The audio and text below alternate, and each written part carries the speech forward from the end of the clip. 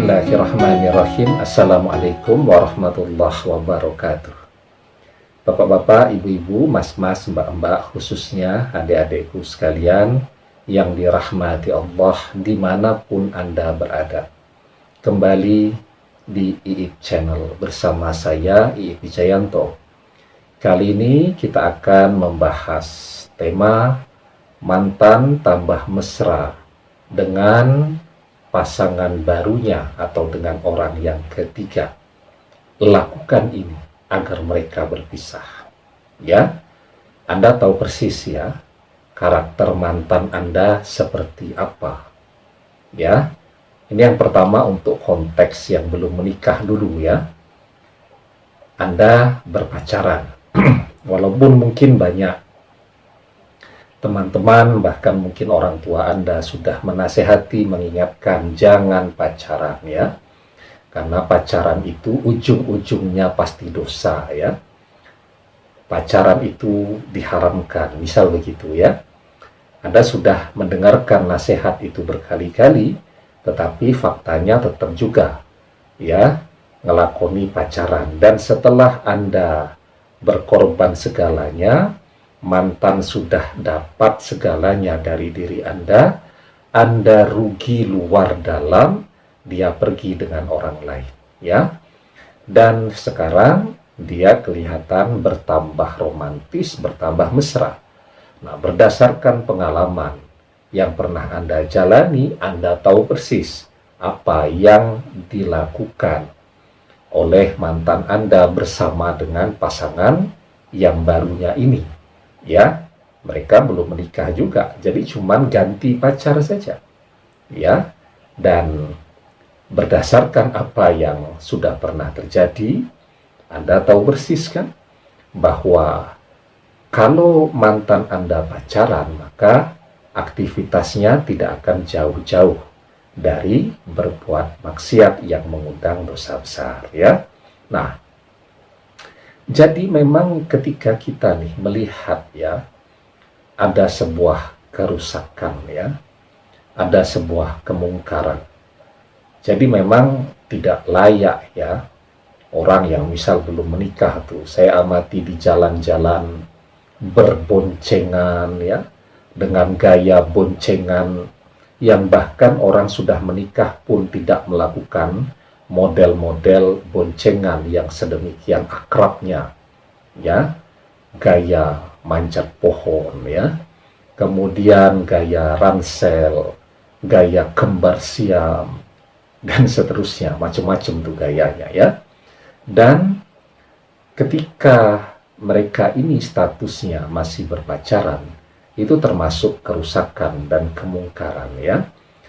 Saya berharap perpisahan Anda dengan mantan, sekarang Anda menyadari ya, bahwa ketika memang dulu melakukan perbuatan-perbuatan dosa dengan dia, nah jangan sampai terjadi lagi dan jangan sampai terulang lagi ya.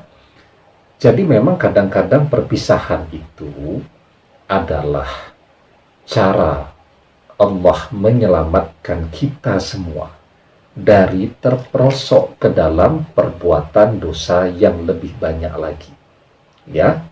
Jadi Anda sudah ngelakoni pacaran misal 3 tahun. 3 tahun itu kalau dihitung maksiatnya sudah tidak karu-karuan. Dan kemudian mantan Anda hatinya dibuat berpaling dari Anda, ditumbuhkan rasa bosan, rasa jenuh ya. Karena kalau mau menikah juga misal belum memungkinkan, pacaran mulai usia 16 tahun, sekarang baru usianya 19 tahun, mau menikah tentu belum dapat izin dari orang tua. Usia 19 tahun itu kan paling banter baru mahasiswa semester 1, semester 2, bahkan banyak tuh usia 19 tahun baru kelas 3 SMA ya. Secara normal tentu sulit bagi orang tua untuk memberikan izin agar bisa segera menikah ya. Karena lazimnya orang kita itu sekarang menikah di margin usia 23 tahun, itu lazimnya. laki-laki 25 tahun, kan begitu ya. Nah, jadi kalau kemudian mantan tetap senang dengan Anda, bayangkan saja, ya misal 19 tahun, mau nikah usia 25 tahun, 6 tahun lagi masih berbuat maksiat. Dosanya seberapa banyak?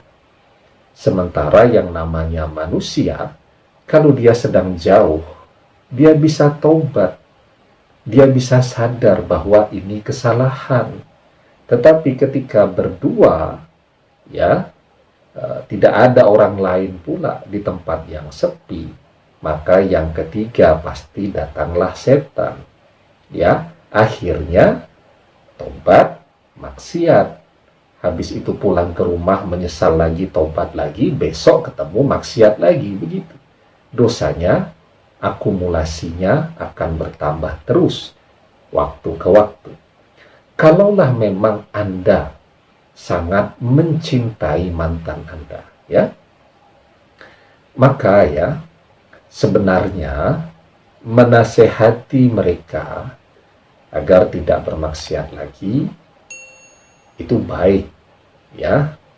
Tetapi ya kadang kita ini mau menasehati dengan background kita, ya, itu jadi ragu-ragu juga.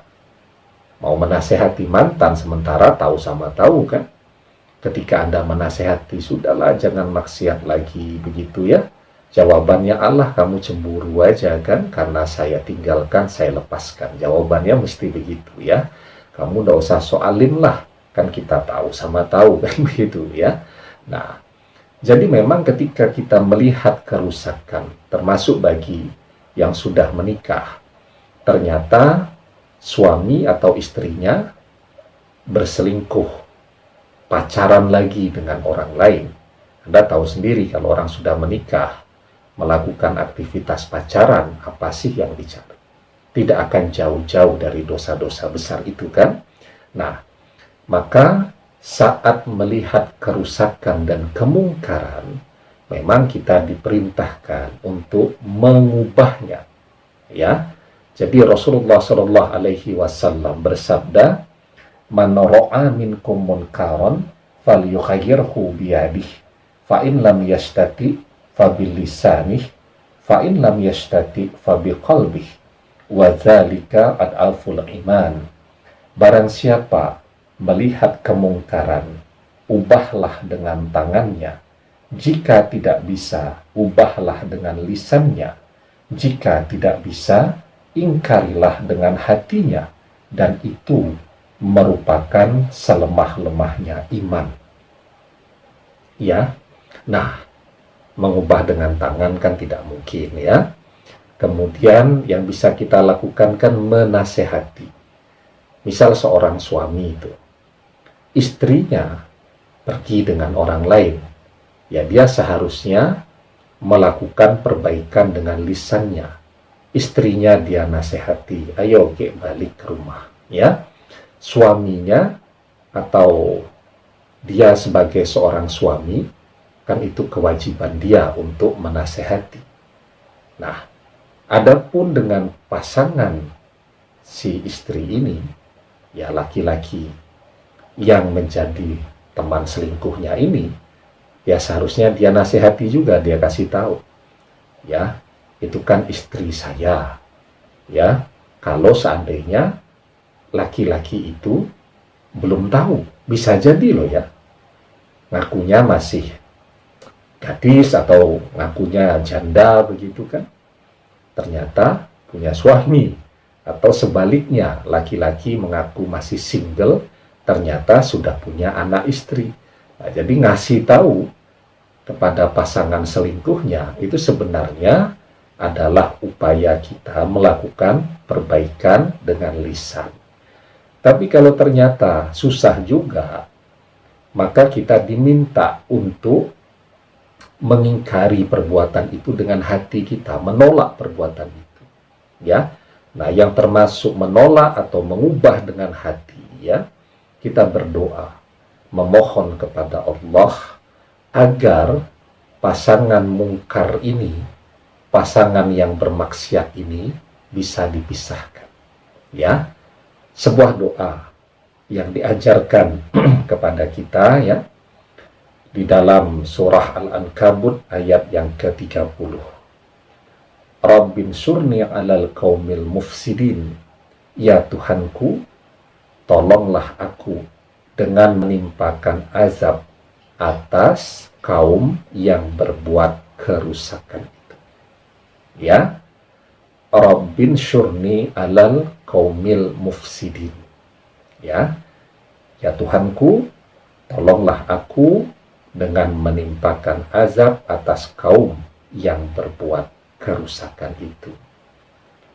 Ya, setelah Anda berdoa, Anda bisa teruskan bercerita, curhat kepada Allah. Ya, kerusakan seperti apa yang Anda ingin ditimpakan azab kepada mereka. Ya, Anda sampaikan kepada Allah. Ya Allah, mantan saya itu sudah begini. Dia mengkhianati saya, sekarang dia dengan orang lain. Ya, sementara saya sudah rugi segalanya. Saya mohon keadilan-Mu ya Allah, agar mereka dipisahkan. Ya, atau apapun yang ingin Anda sampaikan ya. Semoga Allah memberikan ketenangan kepada hati Anda. Jadi kita itu kalau kita berdoa, kita juga merasa tenang, merasa tentram, karena beban kita keluarkan, ya. Nanti caranya seperti apa, yang bersangkutan akan berpisahkah atau apakah, kita pasrahkan, kita serahkan segala sesuatunya kepada Allah Subhanahu wa Ta'ala. Demikian, semoga bermanfaat. Wallahu a'lam bishawab, billahi taufik wal hidayah. Assalamualaikum warahmatullahi wabarakatuh.